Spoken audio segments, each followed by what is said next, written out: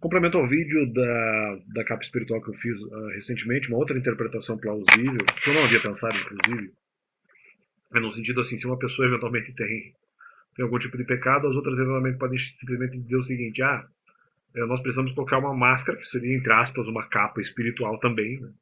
Mas aí é outra função, né? Porque a capa espiritual eventualmente é para você mentir para verificar qual é o pecado do outro. Aqui não, seria uma máscara para você tolerar o pecado do outro, que a máscara na representatividade até um pouco da questão da pandemia, e também a máscara também serviria, né, de alguma forma, para é,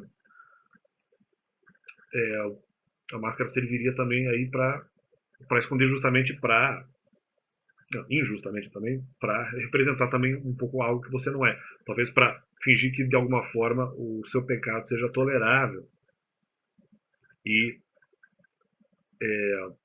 ou fingir que para ela eventualmente ela está tolerando o seu pecado, então como se fosse isso uma capa, ou eventualmente uma capa para descobrir o que está por dentro da pessoa, qual é a sua qual é o seu ser, quais são as suas vontades, então a partir da capa, a partir desse contraste, você poderia descobrir quais são as verdadeiras intenções da pessoa, ou mesmo conquistar até outros objetivos, como ali a esposa do filho mais velho de Judá, não é mesmo? A mãe ali de não lembro agora o nome do outro. Um era Pérez e o outro não lembro qual era. Pérez e Zera, né? Não lembro agora. Enfim. Então, essa comparação ela não faz total sentido. Porque o que acontece? Onde que, na minha opinião, eu desmonto isso? Esse uso da capa espiritual não é verdadeiramente necessário. Eu acho que esse uso da máscara não é muito coerente, porque eventualmente você não precisa usar essa máscara para eventualmente tolerar o pecado do outro, uma vez que se o objetivo é descobrir o que a pessoa gosta, alguma coisa assim, você não tem porquê, eventualmente,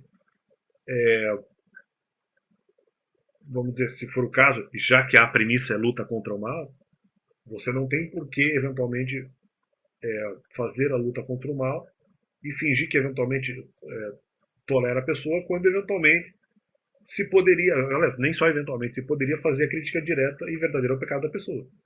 Eu não sei, talvez uma interpretação plausível do que estão falando é o seguinte, se a pessoa eventualmente tem um pecado, não, mas eu não quero que ela mude, mas eu vou lutar contra o mal dela. Mas aí vai impedir fundo de vida, no fundo não é bem isso. Porque eles estão dizendo, não, eu não quero parecer impositivo, então, por isso eu não vou criticar o pecado verdadeiro da pessoa, eu posso mentir contra ela. Mas se for o caso, eu vou incomodá-la para que ela mude de comportamento. Mas é o que é forçado do mesmo jeito. Só que com críticas, no fundo, indiretas. E piora, não tem como fazer sentido, não é verdade isso. Porque muitas vezes o pecado da pessoa não é sabido. Então não adianta simplesmente você, se a pessoa souber o pecado, vou fazer críticas indiretas, até falsas, contra essa pessoa, para que ela mude de comportamento em relação ao pecado verdadeiro. Só que aquela coisa, se ela souber, tudo bem, então ela mudaria o pecado verdadeiro, então as mentiras acabariam. Só que não bate. Porque se eventualmente a pessoa não sabe qual é o pecado dela, esses caras continuam eventualmente mentindo. Mas se eventualmente sofreu, tem pecado, mas o cara não sabe qual é. Os outros também não vão avisar. Não, mas nós não estamos forçando. Esse é o argumento. Nós não estamos forçando a pessoa a mudar de comportamento e, portanto, falando a verdade contra ela.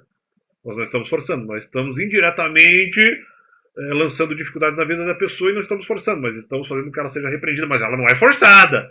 Ela não é forçada. Ela está sendo impedida na fonte de vida e está tendo outros tipos de sofrimento, nesse caso por motivos argumentativos, mas ela não está sendo forçada. Claro que está, porque se ela está recebendo como repreensão e está não só sendo repreendida, mas está tendo a sua fonte de vida impedida por conta ou não só de argumentações externas, de outros tipos de atitudes externas também, se for o caso, dependendo da pessoa, mas isso é forçar. Você eventualmente não está falando a verdade, mas a pessoa não é forçada a mudar, porque eventualmente ela tem que aguentar ali o falso testemunho. Mas qualquer falso testemunho ou outro tipo de pressão lançada sobre a pessoa, para que haja mudança de comportamento, é forçar a barra. Eu já falei isso em vídeo. Você está forçando a pessoa a ter outro comportamento. Se não pela verdade, por meio dessa explicação, mas aí é forçar. Não, mas a partir do momento que você mente, mas isso incomoda o coração da pessoa de alguma forma, também é forçar, porque a pessoa vai se sentir incomodada.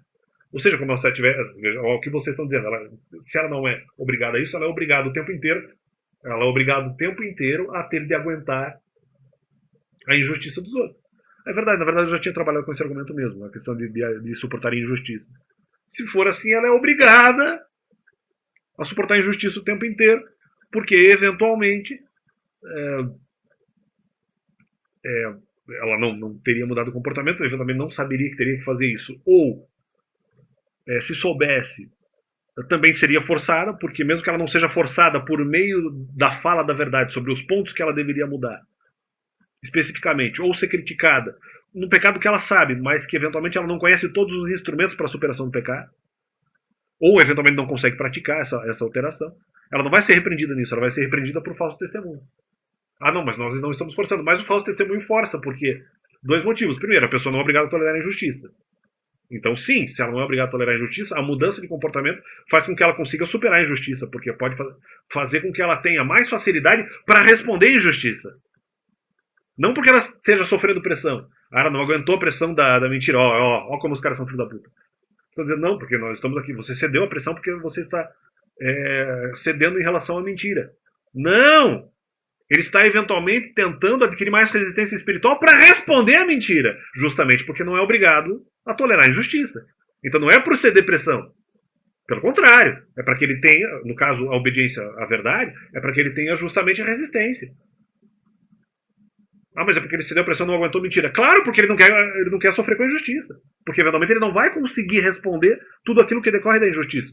Falso testemunho ou outras atitudes. Ele não vai conseguir ser protegido daquilo que eventualmente é injustiça. Então, nesse primeiro momento, porque a pessoa não é obrigada a tolerar a injustiça, e esse outro ponto, talvez agora me fugiu. Ela não é obrigada a tolerar a injustiça, e porque no fundo ela está sendo forçada a mudar, porque eventualmente ela vai sofrer. Ela vai sofrer eventualmente com a injustiça. Ah, não, mas não há um mal que não sofra. Não, mas ela não vai sofrer com a mentira. Mas aí só porque ela tem um bom comportamento. Mas aí ela foi forçada a mudar, né? Aí ela foi forçada a mudar. De qualquer forma. Então esse argumento também não se aplica. Então são três questões aqui. Primeiro, ela não é obrigada a tolerar a injustiça. E a injustiça pode fazer ela sofrer. Então ela tem que, na verdade, ter o potencial para rebater isso.